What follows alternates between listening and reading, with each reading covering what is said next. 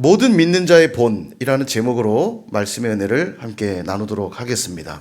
오늘 새벽부터 데살로니가 전서를 시작을 하였습니다. 데살로니가 전서는 데살로니가 교회에 쓴 서신인데요. 바울 사도가 썼죠. 바울의 서신 중에 가장 먼저 기록된 서신으로 봅니다. 가장 먼저 기록된 서신이어서 또 나름 큰 의미가 있지 않나 싶어요. 이 데살로니가 전서를 쉽게 이해하기 위해서는 데살로니가 교회가 세워진 경위, 그 배경들을 알면 조금 더 도움이 되는데요. 오늘 새벽에 김영만 전선생님 잘 설명을 해 주시기도 했는데 한 번 더 설명을 좀 드리면 지도를 보면서 제가 설명을 한번 드려보도록 하겠습니다.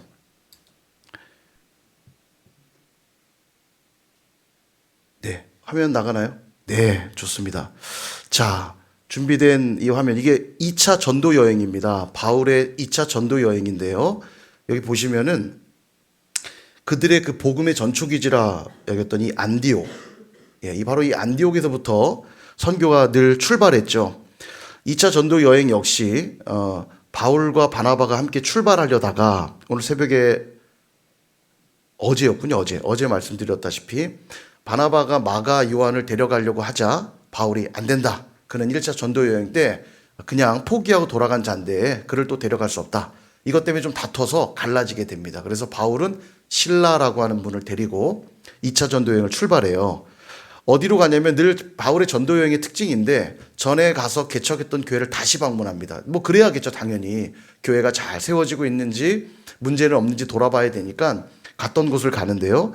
여기 보다시피 첫 번째 다소는 이제 바울이 태어났던 곳이기도 하거든요. 이 다소, 이 길리기아 지방을 지나서 여기 보이시는 더베, 보이시죠? 이 더베, 그 다음에 루스드라와 이고니온, 여기가 다 1차 전도 여행 때 방문했던 지역이에요.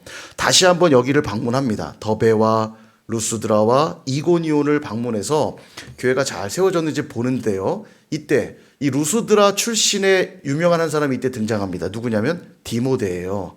디모데가 이때 처음 복음을 들었던 것이 아니고 1차 전도 여행 때 바울을 통해 복음이 전해졌을 때 아마도 그때 디모데는 그 복음을 아마 듣고 그리스도의 제자가 됐을 겁니다. 그리고 그가 신앙생활을 잘했던 것 같아요. 바울이 와서 보니까, 이 루스드라에 와서 보니까 주변 사람들에게 칭찬을 많이 듣는 디모데라는 사람이 있는 거예요. 헌신돼 있는. 그래서 그를 데리고 전도 여행을 이어갑니다. 이때부터 디모데가 합류하는 거예요. 바울과 디모데와 실라가 함께 전도 여행을 이어갑니다. 자, 그래서 여기 지금 보시다시피 갈라디아라고 여기 보이시죠? 여기 지역이 갈라디아예요. 여기가 노란 색깔 보이는 갈라디아. 그리고 여기 보면 이 갈라디아 지방, 아시아라고 써 있는 지방에 들어가기 전에 이제 아시아를 향해 가고 싶은데 성령이 아시아를 못 가도록 막으세요. 그러니까 바울 일행이 어디로 가냐면 여기 지금 비두니아라고 하는 지역을 가려고, 여기 무시아 보이시죠? 무시아 앞으로 해서 비두니아로 이렇게 진행하려고 계획을 세웁니다. 그래서 무시아 앞까지 가는데 성령께서 또 비두니아로 못 가도록 막으세요. 그리고 그 밤에 이제 무시아에서 그래서 가는 길을 포기하고 드로아라는 지방으로, 여기 지금 드로아라고 하는 지방으로 내려옵니다. 여기 드로아. 들어와야 돼요. 들어와에서 밤에 환상을 보게 되는데 무슨 환상을 보냐면 한 마게도냐인이 와서 우리를 도우라, 이런 환상을 봐요. 그리고 이것이 성령이 주시는 음성이라고 확신하고 마게도냐로 가기로 결정을 합니다. 그래서 드디어 유럽의 첫 성인, 여기 지금 마게도냐라고 하는 것이, 여기가 지금 마게도냐입니다. 마게도냐로 들어가는데 마게도냐의 첫 성인 이 빌립보에 그래서 들어가게 되는 거예요. 이래서 복음이 아시아로 가지 않고 유럽으로 먼저 들어가는 거죠. 마게도냐로. 그래서 빌립보에서 여러분 알다시피 빌립보 교회가 세워지는데 여기서 좀 사건이 벌어지죠. 점치는 귀신 들린 종을 고쳐준 일로 주인이 자기 수익이 끊긴 걸 보고 고발하여서 매를 맞고 옥에 갇히는데 바울과 실라가 찬양해서 그 옥에서 이제 풀어지게 되고 간수와 그 가족들에게 복음을 전하고 나중에 보니까 로마 시민들인 거예요. 로마 시민은 죄도 정하지 않고 손대면 큰일 나거든요. 그러니까 이제 벌벌 떱니다. 그리고 제발 이 성에서 나가주세요. 그래서 이제 빌립보에서 나와서 어디로 가냐면 그 다음 지역인 바로 데살로니가를 가게 됩니다. 뭐 중간에 잠깐 들리는 지역이 있긴 한데 잠깐 거치는 것이고요. 데살로니가를 가요. 이 데살로니가는 마게도냐의 행정수도 같은 곳입니다. 예, 핵심 도시예요. 그러니까 사람들도 많이 있었고, 사람이 많다는 건 항상 뭐를 이야기하냐면 우상이 많다는 얘기입니다. 자기 믿는 신들이 다 들어와 있다는 얘기예요. 데살로니가가 이제 그런 지역입니다. 바울이 도착하자마자 항상 바울은 전도 여행할 때 첫 번째 원칙이 뭐냐면 유대인의 회당을 먼저 가요. 유대인들에게 항상 복음을 먼저 전합니다. 그리고 이방인들에게 갔는데 유대인 회당에서 3주간 강론을 해요. 복음을 전합니다. 근데 이때 복음을 들은, 아마도 뭐 유대인 외에도 헬라인, 그다음에 귀부인들 뭐 복음을 들었다고 성경에 나오거든요. 마게도냐의 이 데살로니가의 유력한 이들이 복음을 듣고 복음을 받아들인 걸로 보여요. 3주 정도 복음을 전하게 되는데, 이때 유대인들이 방해 공작을 시작합니다. 왜냐하면 유대교의 입장에서 보면 바울은 이단 중에 이단이거든요. 왜냐하면 할례 이런 거 필요 없다고 자꾸 말하죠. 자기들이 그동안 중요하게 여겼던 것들이 필요 없다고 말해요. 이미 율법도 다 완성되었다 말하고 절기나 이런 걸 강조하지 않아요. 예수 그리스도 막 그분만 믿으라고 얘기하니까 유대인들이 볼 땐 이단인 거예요. 그러니까 유대인들이 와서 회방을 놉니다. 예, 야손이란 자를 잡아가기도 하고 폭동을 일으켜요. 그러니까 밤에 바울과 그 일행들을 몰래 빼돌립니다. 다른 도시로 보내요. 그래서 간 곳이 어디냐면 베레아라는 지역으로 가게 돼요. 베레아. 이거 나중에 우리 SBS 때 다 할 건데 재밌겠죠? 예. 저는 준비하면서 재밌었는데 재밌겠죠? 예. SBS 예고판인데 아무튼 베레아로 이동하게 됩니다. 베레아에서도 뭐 했을까요? 또 유대인의 회당에 가서 복음을 전해요. 근데 이 베레아 사람들은 굉장히 젠틀한 사람들이어서 복음을 잘 받아들입니다. 그리고 날마다 성경을 상고하고 그렇게 받아들여요. 근데 이 소문이 데살로니가의 폭동을 일으켰던 유대인들의 귀에 들어가요. 베레아로 도망갔대. 그러니까 또 베레아까지 쫓아갑니다. 거기 가서 또 소동을 일으켜요. 그래서 안 되겠다. 도망을 이제 또 피신을 하는데요. 실라와 디모데는 남겨두고 바울만 어디로 가게 하냐면 여기 그림에 나온 것처럼 배를 타고 아덴으로 가게 합니다. 아덴. 여기 아테네입니다. 아테네. 아덴으로 가게 해요. 그래서 아덴에 먼저 도착한 바울이 실라와 디모데를 기다리면서 있다 보니까 세상에 아덴에도 엄청난 우상들이 즐비하고 심지어 이름도 알지 못하는 신에게까지 막 숭배하고 있는 거예요. 안 되겠다. 그래서 이 아덴에서도 복음을 전하게 되죠. 그리고 나서 이제 고린도로 이동하게 되는 겁니다. 고린도로 여기까지. 그리고 이제 고린도에 머무는 동안에 여기서도 물론 또 복음을 전하죠. 고린도에 머무는 동안에 디모데가 이제 오게 되는 거예요. 그동안 기다렸잖아요.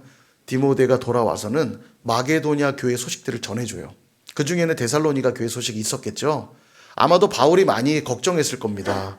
복음을 3주 정도 강론했고, 물론 머문 기간은 더 길 수도 있어요. 그런데 성경에 보면 3주 정도 복음을 전한 걸로 나옵니다. 그러니까 고린도에서는 1년 6개월이나 복음 전했고요. 에베소에서는 2년 이상 두란노 서원이라고 하는 걸 세워서 제자들을 아주 전문적으로 양성했거든요. 그거에 비하면 3주 정도 복음을 전했으니 데살로니가 교회가 잘 설 리가 없잖아요. 그러니까 바울이 걱정을 많이 했는데 디모데가 데살로니가 교회 소식을 와서 전해주는 이야기를 들으니까 엄청난 거예요. 이들이 믿음이 확고해가지고 환난과 핍박 속에도 흔들리지 않고 교회가 든든히 서고 있다는 소식을 디모데를 통해 듣게 됩니다.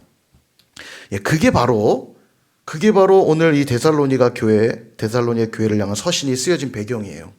디모데를 통해 소식을 듣고는 이제 데살로니가 교회를 향한 편지를 쓰기 시작하는 거죠. 그래서 데살로니가 전서의 핵심 내용은 크게 두 가지라 보시면 됩니다. 첫째는 사도직에 대한 변호예요. 왜 그랬냐면 데살로니가 교회가 바울 통하여 복음을 듣게 되었죠. 그런데 유대인들이 소동을 일으키고 핍박이 들어오잖아요. 그러니까 그들의 그 복음, 너희들이 들은 복음이 문제가 있다는 걸 말하려니까 메신저로 공격해야 되는 거예요. 바울이 이상한 자다. 그는 요즘 뭐 나는 신이다 때문에 아주 난린데, 그런 식으로 뭐 교주 취급하면서 그는 이단자다 막 공격을 했던 거죠. 그러니까 바울은 자기가 하나님이 보내신 사도라는 걸, 예수님이 보낸 사도라는 걸 다시 한번 변호하고 입증할 필요가 있었어요. 그래서 편지에 그런 부분이 드러납니다. 2장부터 자세히 나오거든요. 이제 2장 곧 보게 될 텐데, 자신의 사도직에 대한 변호를 하는 것. 이게 크게 첫 번째 내용이고요. 왜냐하면 자기의 사도직이 변호가 되어야 자기가 전한 복음이 예수 그리스도에 합당한 복음이라는 게 설명되니까 그런 거예요. 두 번째는 뭐냐면 그들이 이제 복음을 들었잖아요. 복음을 들었고 그래서 그 복음에 합당하게 살아내도록 권면하는 내용이 들어있습니다. 그들이 계속 박해를 받고 있었잖아요. 고난을 받고 있었고 그럼에도 불구하고 흔들리지 말고 너희가 들은 복음을 살아내라는 권면이 편지에 들어있는 겁니다. 여러분 근데 복음은 그런 것 같아요. 참 강력해가지고요. 긴 시간 들어야만 어떻게 되는 게 아니라 짧은 시간이라 할지라도 복음이 정확히 전달되면 그 복음은 생명력이 있어서 열매 맺게 한다는 걸 우리 기억할 필요가 있어요. 3주 강론했지만 3주 동안 복음을 들은 이들은 교회 교인들로서 든든히 서게 된 걸 보게 됩니다. 우리도 지금 새소식반 하고 있는데요. 새소식반에 보면 원칙이 몇 가지 있어요. 그 중에 하나는 구원 상담에서 개인 구원 상담을 하게 되면 복음을 전할 때 10분 정도로 제한을 합니다. 이게 길게 장황하게 설명하지 않고요. 핵심적인 우리 글 없는 책 아시죠? 글 없는 책을 가지고 10분 정도 복음을 간결하게 설명해요. 근데 놀라운 건 그 10분 정도 전한 복음을 듣고도 아이들이 눈물을 흘리기도 하고요. 자기의 믿음을 고백하기도 하고요. 자기의 죄를 자백하기도 하고 그렇게 신앙생활을 시작한다는 거예요. 복음은 강력한 것이어서 들으면 우리 안에 심겨지기만 하면 열매 맺는다는 사실 기억할 필요가 있어요. 그래서 여러분 우리가 늘 확인해야 되는 게 뭐냐면 내 안에 있는 복음을 확인하는 게 너무너무 중요해요. 여러분 교회를 얼마나 오래 다녔느냐가 구원받는 비결이 아닙니다. 내가 얼마나 복음을 정확히 믿고 있는가, 붙들고 있는가, 그 예수 그리스도를 내가 얼마나 정확히 믿고 있는가가 중요하잖아요. 그러므로 교회에서 계속 예배드리고 기도하고 신앙생활 할 때마다 확인해야 되는 게 뭐냐면 복음이에요. 이 복음을 들어 확인하셔야 돼요. 혹시라도 내가 구원의 확신이 없고 내가 복음을 잘 믿고 있는지 잘 모르겠다 고민하시는 분들이 있으면 저한테 연락을 주십시오. 구원 상담 통해서 우리가 다시 한번 복음을 확인하고 우리가 분명한 확신을 가지고 신앙생활을 해야 되잖아요. 그런 것입니다. 그래서 그 권면들이 데살로니가 전서에 기록되어 있는 거예요. 오늘 새벽에 말씀을 보신 대로 데살로니가 교회가 짧은 시간 복음 들었지만 제대로 복음을 받았어요. 그래서 그들 안에 뭐가 있었냐면 믿음의 역사, 사랑의 수고, 소망의 인내, 이름하여 미역 사수 소인. 이거 다 SBS 공부할 거예요. 따라해 보세요. 미역 사수 소인. 더 헷갈려요? 미역 사수 소인. 믿음의 역사와 사랑의 수고와 소망의 인내가 그들 안에 있었어요. 복음이 이렇게 제대로 심겨지기만 하면 믿음과 소망과 사랑의 내용들이 우리 안에 들어오거든요. 그리고 바울 사도가 이 얘기를 듣고 그들을 위해 기억할 때마다 너무 감사한 거예요. 여러분 복음을 전했는데요. 내게 복음을 들은 이가 신앙이 잘 자라는 거 들으면 얼마나 감격스럽고 기쁜지 몰라요. 저희 안에 집에 오면 맨날 애들 얘기하느라 오늘 누구한테 구원 상담했는데 그 아이가 이랬다 저랬다고 막 얘기하면서 그 넘치는 주체하지 못하는 기쁨을 보고 있노라면 그래 저게 전도자의 기쁨이지 이런 생각하게 돼요. 우리가 복음을 전하고 그 복음을 전한 이가 잘 신앙이 자랄 때 진짜 기쁘거든요. 바울이 너무너무 기뻤어요. 우리 교회도 칭찬받는 교회 되고 누군가에게 기쁨이 되는 교회가 되려면 뭐가 있어야 될까요? 믿음의 역사와 사랑의 수고와 소망의 인내, 이름하여 미역 사수 소인. 시작. 미역 사수 소인. 우리는 돌에 새기는 작업을 하는 거죠. 헷갈려도 막 계속하면 기억이 납니다. 여러분 교회가 사람들에게 감동을 주는 방법이 있어요. 뭘까요? 우리가 흔히 무엇 답다 이런 거 있죠. 남자는 남자답다. 여자는 여자답다. 부모는 부모답다. 그럴 때 가장 아름다운 거 아니겠어요? 그죠? 목사가 목사답다. 전도사가 전도사답다. 그래야 아름다운 거 아니겠습니까? 그죠? 동일해요. 교회가 사람들에게 감동을 주는 방법은 교회다우면 됩니다. 교회가 교회다우면 돼요. 다른 거 필요 없어요. 교회에 선포된 그 복음으로 인해 교회가 교회다울 때 사람들에게 감동을 주는 겁니다. 자꾸 다른 방법 동원하면 안 돼요. 프로그램이 필요하고 무슨 이벤트가 필요한 게 아닙니다. 교회는 복음으로 인한 교회다움만 있으면 돼요. 그래서 믿음과 소망과 사랑이 넘쳐나면요. 그게 감동이 되는 거예요. 오늘날 세상 사람들에게 교회가 비판받는 이유가 뭘까요? 세상 속에도 그래도 교인들은 거룩하다고 믿고요. 그래도 교회는 착하다고 믿고요. 그래도 교회는 존경할 만하다고 믿어왔었어요. 근데 어느 순간 이런 것들이 참 무너지기 시작했죠. 세상 속에 교회가 되어야 되는데 세상 사람들이 이렇게 보니까 교회 속에 세상이 있는 거예요. 그러니까 뭐 교회도 별거 없네. 개독교 이런 얘기를 하는 겁니다. 세상보다도 더 세상 같아가지고 그 안에 들어와 보니까 욕심으로 가득 차 있죠. 미움과 원망으로 가득 차 있죠. 막 서로 높아지려고만 하죠. 더 가지려고만 하죠. 그런데 막 이렇게 말해요. 그게 복이래요. 그게 복이래요. 보니까 세상도 다 그런 같이 쫓고 있는데 교회에 와 보니까 똑같은 얘기하면서 그게 복이래요. 그러니까 감동하지 않는 겁니다. 그런 교회라면 나 안 가. 그런 예수라면 나도 안 믿어. 그런 겁니다. 예전에 그런 경우 많이 봤어요. 이제 대학 다닐 때도 보면은 교회 다니는 애들 술 먹이려고 유혹하는 애들이 꼭 있어요. 야, 한 잔 먹어. 한 잔 마셔. 안 마신다고, 교회다 안 마신다고 계속 꼬셔요. 너 술 마시면 내가 교회 따라갈게. 막 그러거든요. 그러면 이제 교회 따라간다고 하니까 거기 속아서 마시는 애들이 있어요. 갈까요? 안 갈까요? 절대 안 가요. 예. 너나 나나 똑같다고 생각하거든요. 감동하지 않습니다. 예, 별거 없네. 별거 없네 생각이. 사실 그 유혹하고 있는 거거든요. 이거 마시나 안 마시나 보자. 그걸 유혹하는 건데 그걸 마신다고 나갈 사람도 아니고요. 예, 그런 똑같은 모습을 보면서 감동하지 않아요. 제가 우스운 얘기지만 제가 대학 우리 학과 친구들에게 기도 제목을 참 많이 들었어요. 예, 교회 안 다니는 애들이 꼭 저한테 와서 민호야 기도 좀 해줘. 그래요. 그럼 뭔데? 나 담배가 너무 끊고 싶은데 네가 기도해주면 끊을 수 있을 것 같아. 예, 저는 왠지 제가 기도하면 들어줄 것 같다는 거예요. 제가 나름대로 이게 신앙을 지키려고 애쓴 모습들 애들이 보고 처음에는 막 공격도 많이 하죠. 유별나게 왜 너는 그러냐. 쟤도 뭐 교회 다니는데 쟤 봐라 막 얘기해요. 그래도 나는 안 해. 이제 괜찮아. 그리고 잘 어울리고 그랬는데 나중에 결국 애들이 그런 얘기 하더라고요. 자기와 다른 모습을 보면서 사실은 감동하는 거야. 쟤는 좀 다르구나. 교회 다니는 친구가. 교회가 세상에 감동 주는 방법 딱 한 가지밖에 없어요. 교회가 교회다우면 돼요. 그러기 위해서 예수복음 붙들어야 되고요. 예수복음 있을 때 뭐가 나타난다고요? 믿음의 역사, 사랑의 수고, 소망의 인내가 있는 거예요. 이게 있을 때 칭찬받는 교회 되고 소문나는 교회가 되는 겁니다. 그렇다면 그들이 가졌던 믿음과 사랑의 소망의 내용을 보고 우리가 닮으면 되겠죠?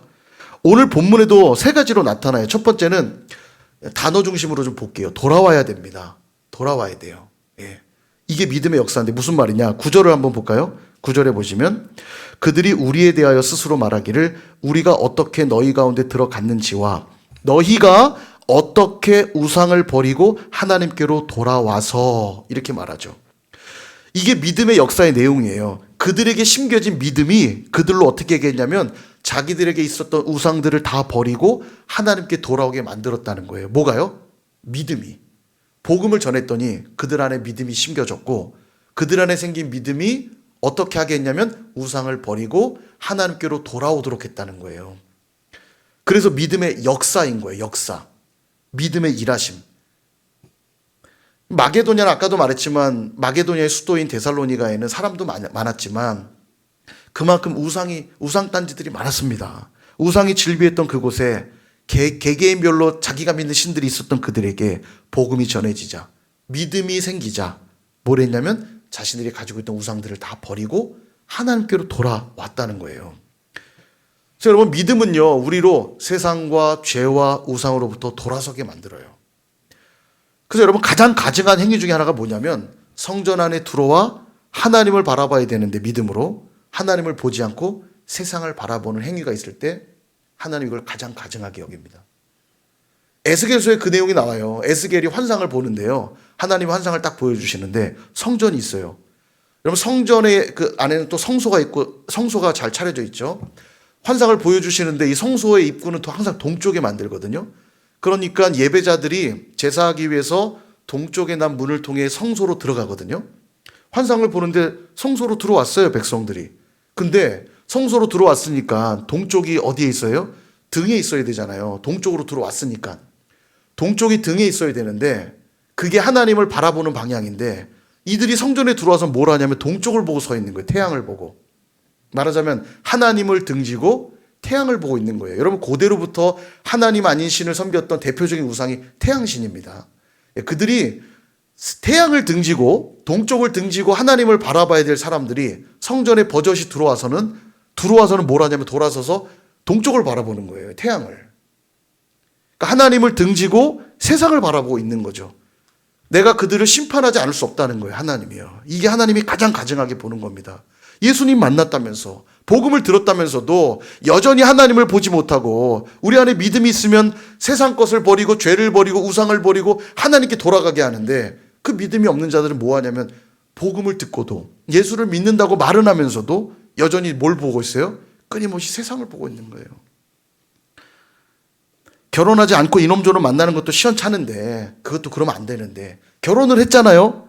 결혼했으면 딱 배우자만 사랑해야 되는데 이놈저놈 만나고 다니면 됩니까 안 됩니까? 될 것처럼 가만히 계시면 제가 되겠습니까 이게요? 큰일 납니다. 막 이렇게 반응해 주셔야, 예, 정말 가증한 거 아닙니까 그게요? 그죠? 아니 그러고들 계신 것처럼 가만히 계시면 제가, 예, 아무튼 그렇습니다. 하나님을 이제 내가 주인으로 모셨습니다 고백하면서도 여전히 세상의 가치만을 쫓아 살아가는 걸 하나님은 가증하게 보신다는 거예요. 그래서 믿음은 우리를 어떻게 하게 하냐면 돌아서게 해요. 성령의 능력으로만 되어지는 역사입니다 이게요. 성령이 내 안에 계셔서 믿음을 선물로 주시고 성령이 내 안에 역사하시니까 이전에는 죄인지도 모르고 살아서 좋다고 즐기던 것들이 이제는 미워지고 싫어져요. 거기에서 관심이 다 끊어집니다. 이게 믿음의 역사예요. 그러므로 오늘 이 밤에 내가 믿음 안에 있기 때문에 끊어내고 돌아서야 될 것들이 무엇이 있는지 한번 돌아볼 수 있길 축복합니다. 두 번째는 뭐냐면 섬기는 것이에요. 이게 사랑의 수고입니다. 섬기는 것. 다시 구절을 보시면 이렇게 말하죠. 구절을 보면,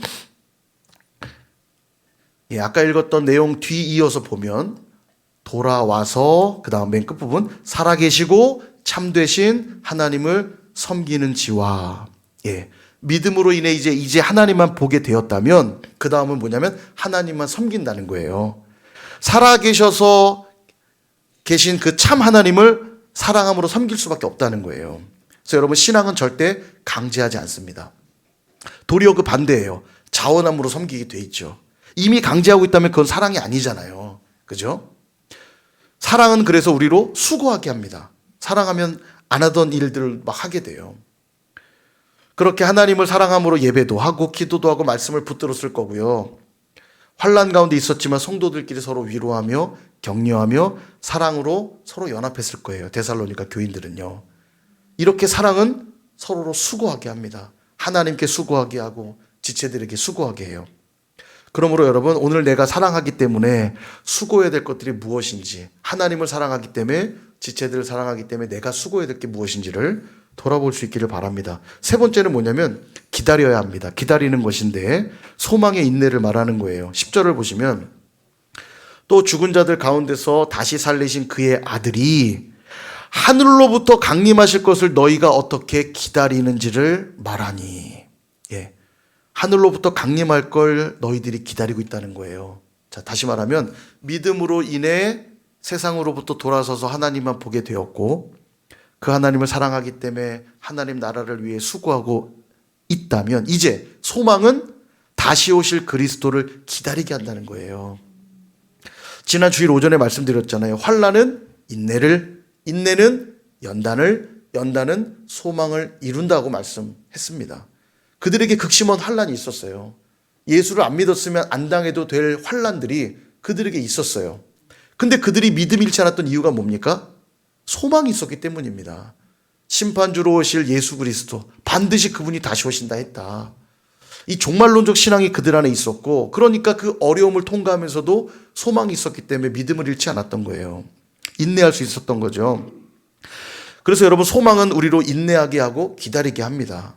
우리 삶에도 그렇잖아요. 많은 고난이 있잖아요. 솔직히 내가 예수님 열심히 믿는다고 믿는데 그럼에도 불구하고 여전히 고난이 있잖아요.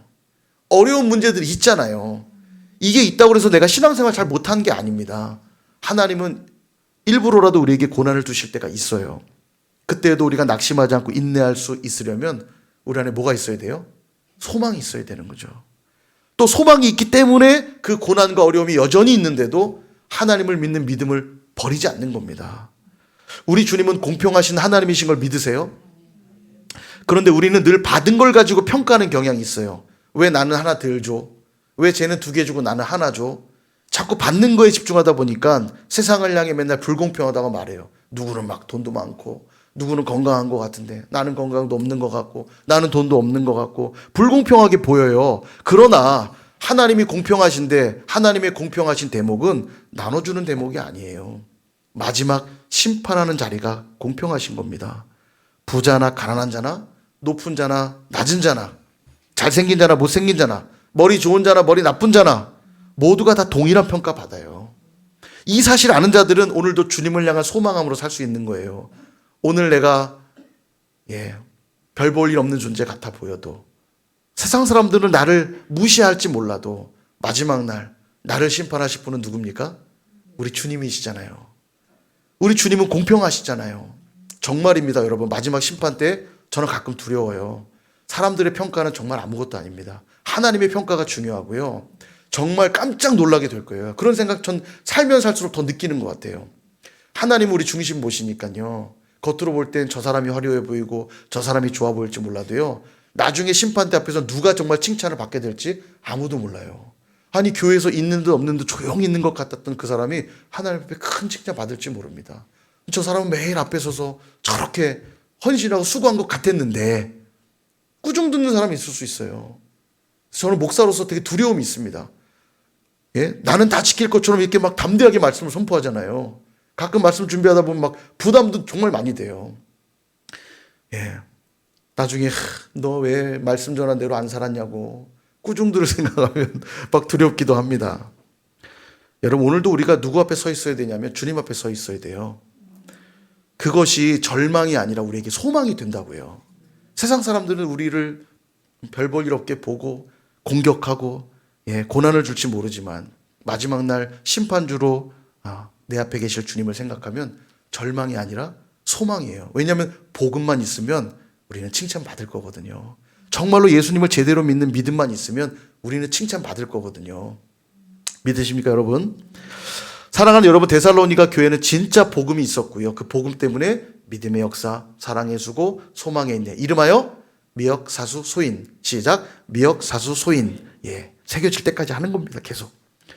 근데 이 모습이 얼마나 귀했냐면 소문이 났대요. 어떤 소문 났냐? 7절을 보세요. 그러므로 너희가 시작. 마게도냐와 아가야에 있는 모든 믿는 자의 본이 되었느니라. 아멘. 아멘입니다. 뿐만 아니라 8절도 볼까요? 8절도 이렇게 말씀해요. 같이 한번 읽어볼게요. 시작. 주의 말씀이 너희에게로부터 마게도냐와 아가야에만 들릴 뿐 아니라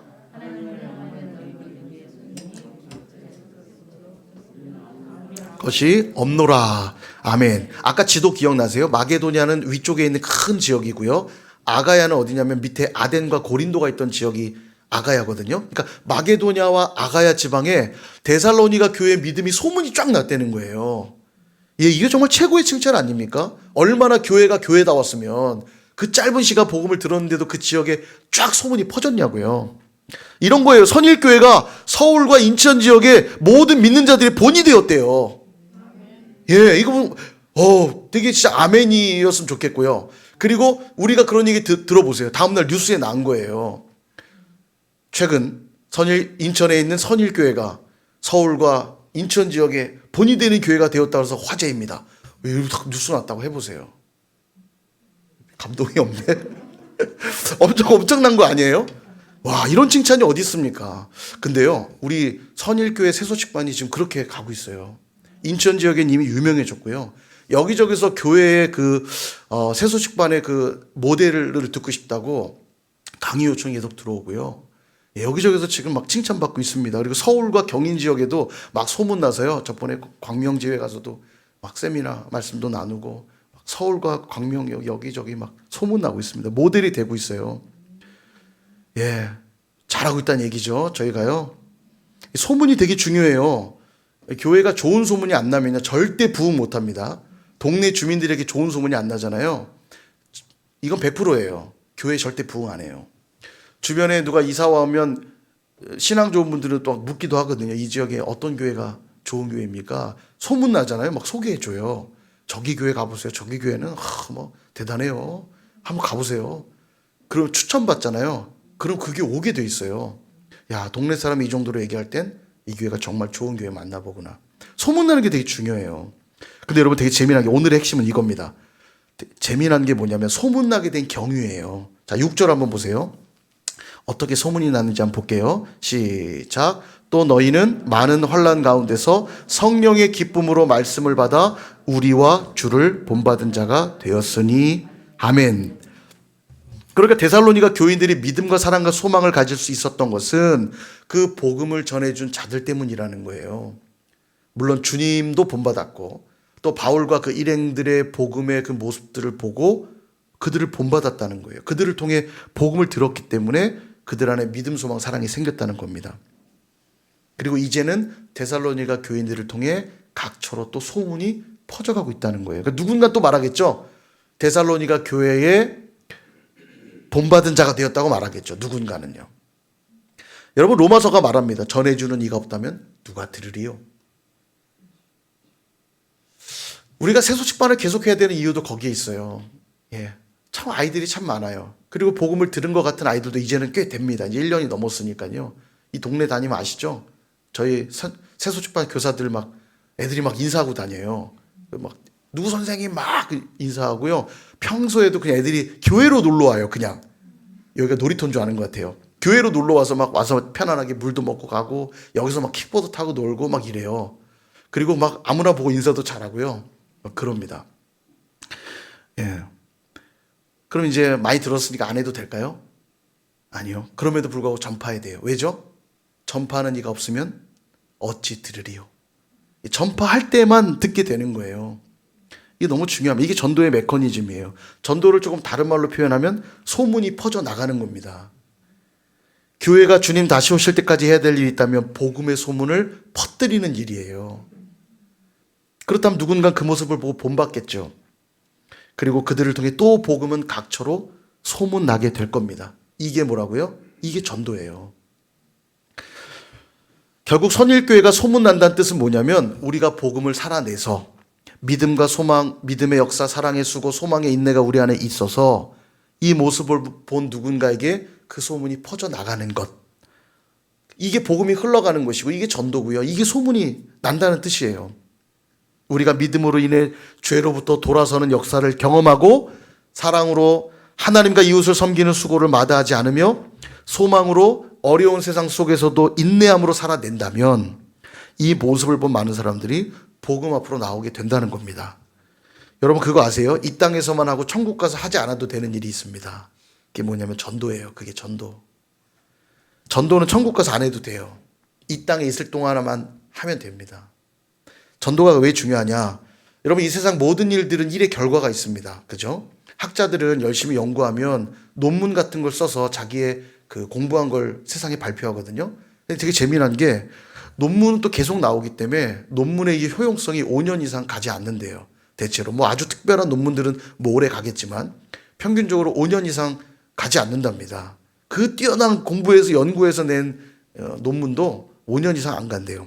여러 가지 발명품들이 계속 나오죠. 되게 신기하고 대단해 보이지만 발명품들도 역시 새로운 게 계속 나오기 때문에 금방 골동품 돼버려요. 여러분 삐삐 나왔을 때 얼마나 신세계였습니까? 그죠? 90년대 초반 중반에 삐삐들 안 쓰신 분 없을 거예요. 여기요. 우리 아마 수아는 삐삐가 뭔지 모를 거예요. 주원이 수아. 그죠? 삐삐가 말괄량이 삐삐인가? 뭐 이럴 거예요. 말괄량이 삐삐도 모르려나? 예. 옛날 삐삐 얼마나 신기했습니까? 여기 막 진동 와서 탁 번호 있으면 아, 예. 삐삐 쓰시는 분 있나요? 20년 조금 넘었는데 그냥 골동품 됐죠. 저도 안 써요. 그죠? 스마트폰이 나왔기 때문에. 제가 어저께 무슨 영상에서 뉴스를 봤는데요. 스마트폰도 이제 곧 안 쓰는 시대가 온대요. 뭐가 나오냐? 이 스마트 안경 같은 건데 이제 요 자막이 이런 데 안경에 뜬다는 거예요. 왜냐면 이렇게 보는 것도 귀찮다는 거예요. 이렇게 보는 것도 귀찮아서 이제 안경에 이 내용이 뜬다는 거 이렇게요. 신기하죠? 예. 뭐 이렇게 전화 걸고 뭐 영화에 보면 가끔 나오긴 하는 것 같아요. 뭐 모르겠어요. 뭐 전화도 이렇게 걸고 하는지. 예. 금방입니다. 이게 다 금방 아무리 신기한 발명품도요. 금방 예, 사그러들고요. 누군가 큰 회사를 만들어 성공을 했다 칩시다. 대단해 보이지만 기업의 수명이 얼마나 되냐면 미국의 한 컨설턴트 회사가 조사를 했는데 기업의 수명이 2019년 기준으로 조사해 보니까 평균 수명이 15년이래요. 그러니까 대단히 뭐 부자가 되면 영원할 것 같지만 그런 기업들도요. 그리 오래 가지 않는다는 거예요. 근데 여러분, 전도는 그 결과가 영원합니다.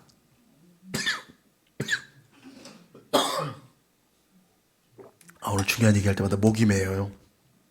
한 영혼을 위해 기도하며 복음 전하고 양육하는 일은 영원히 남는다는 거예요. 이건요, 10년 지나고 20년 지나서 별 볼 일 없는 일 되는 게 아니라 영원히 저 천국에 사는 일 아닙니까, 이게요? 그러니까 전도는 결과가 영원한 일이에요. 전도는 이 땅에서 행하는 일들 중에 가장 위대한 일 중에 하나입니다. 전도는요. 이 영원한 가치를 놓치면 안 되잖아요. 교회가 이 일을 하는 겁니다, 바로. 그리고 천국 가면 이제 안 해도 돼요. 천국 가면요, 필요 없습니다. 그럼 천국 가면 뭐 하냐? 우리 하나님과 함께 천국의 백성된 우리 모두가 영원한 사귐을 누리는 거예요. 사귀는 일만 하면 돼요, 천국 가서는요. 그러니까 한 명이라도 더 사귀려면 이 땅에서 한 명이라도 더 뭐 해야 돼요? 전도해야 되는 겁니다. 그들과 함께 하나님 나라를 누려야죠. 그래서 오늘도 우리는 뭘 해야 되냐면 믿음의 역사, 사랑의 수고, 소망의 인내를 가지고 살아가야 됩니다. 아우 주여, 그 소문이 각처에 나도록 해야 되는 것이에요. 그럴 때 더 많은 영혼들이 교회로 모여들어서 함께 사귀고, 그리고 그 일의 결국이 뭐냐면 저 천국에 갔을 때 영원토록 우리 하나님과 함께 사귐을 누리게 되는 것입니다. 말씀을 정리합니다. 탈무드에 보니까 이런 말이 있어요. 세상 소문은 세 사람을 죽인대요. 세 사람. 첫 번째, 소문을 일으킨 사람. 두 번째, 소문을 퍼뜨리는 사람. 세 번째, 소문을 듣는 사람. 소문은 이 세 사람을 죽인대요. 그러나 믿음의 소문은 반드시 세 사람을 살린대요. 첫 번째, 믿음의 소문을 일으킨 사람. 두 번째, 믿음의 소문을 퍼뜨리는 사람. 세 번째, 믿음의 소문을 듣는 사람. 사랑하는 여러분, 어떤 소문 퍼뜨리실래요? 누군가 죽게 만드는 소문 퍼뜨리실래요? 아니면 누군가를 살리는 소문 퍼뜨리실래요? 바라기는 선일교회는 많은 이들을 살리는 소문을 퍼뜨리는 그런 교회 될 수 있길 소망합니다. 그러기 위해 늘 복음 안에 거하고 복음에 합당한 자들이 다 되시기를 주님의 이름으로 축원드립니다.